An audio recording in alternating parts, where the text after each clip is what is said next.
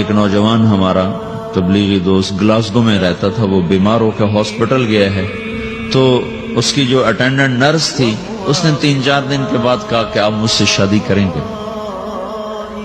اس نے کہا میں مسلمان ہوں، تم کرسچن ہو؟ کہا میں مسلمان ہو جاؤں گی، اگر آپ شادی کر دو تو میں مسلمان ہوں۔ اس نے کہا تم کس وجہ سے مجھے یہ پیشکش کر دو؟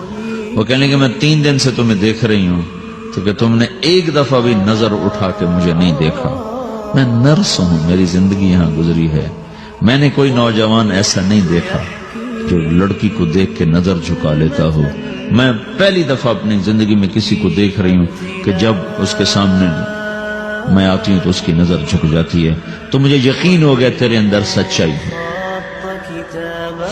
وہ مسلمان ہو گیا، اس نے آگے کتنی بچیوں کو مسلمان کیا۔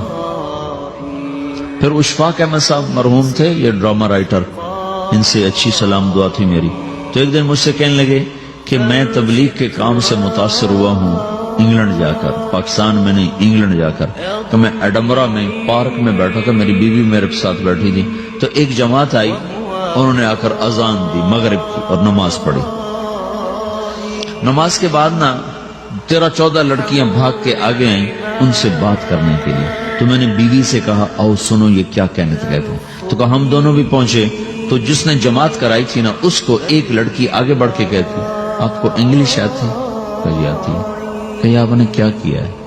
کہا جی ہم نے اپنی عبادت کی ہے۔ تو لڑکی کہنے لگی آج تو اتوار نہیں ہے، تو اس نوجوان نے کہا کہ جی ہم دن میں 5 دفعہ کرتے ہیں، صرف اتوار کو نہیں، روزانہ 5 دفعہ۔ وہ لڑکی کہنے لگی یہ تو بہت زیادہ ہے، آپ اس کو کیسے نبھاتے ہیں؟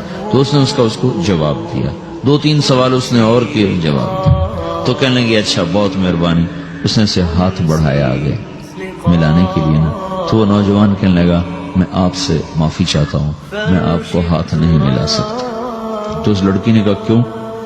کہ یہ ہاتھ میری بیوی کی امانت ہے اور کسی کو نہیں لگ سکتا۔ تو لڑکی کھڑی تھی، وہ زمین پہ گر گئی، صرف اس بہت وہ زمین پہ گر گئی، کھڑے کھڑے وہ زمین پہ گر گئی اور وہ بچوں کی طرح رونے لگی پھوٹ پھوٹ کے، اور کہنے لگی وہ لڑکی کتنی خوش قسمت ہے جس کے تم خامد ہو، کاش یورپ کے مرد بھی ایسے ہی ہوتے۔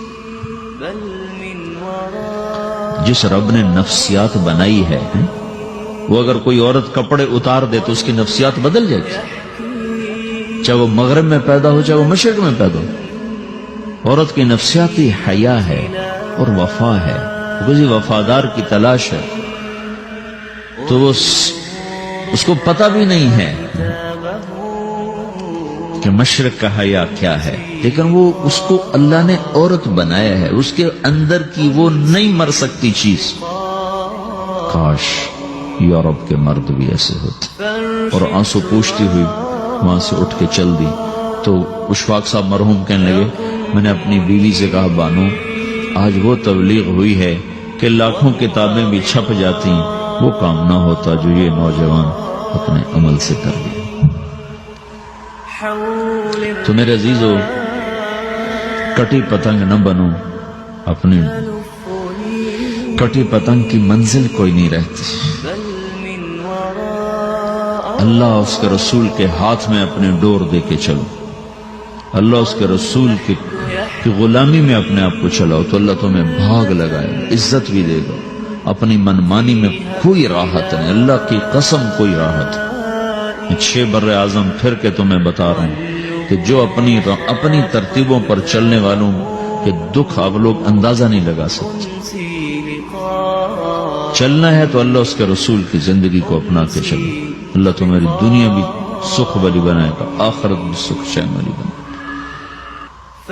لیکن یہ سیکھنا پڑے گا، سیکھنا پڑے گا۔ تبلیغ اس کو سیکھنے کی محنت ہے اور اس کو آگے پہنچانے کی محنت ہے۔ تو یہ عمر ہے، اس وقت ساری دنیا اسلام کے لیے تیار ہے، چونکہ نظریاتی طور پر دنیا شکست کھا چکی، کسی کے پاس کچھ نہیں۔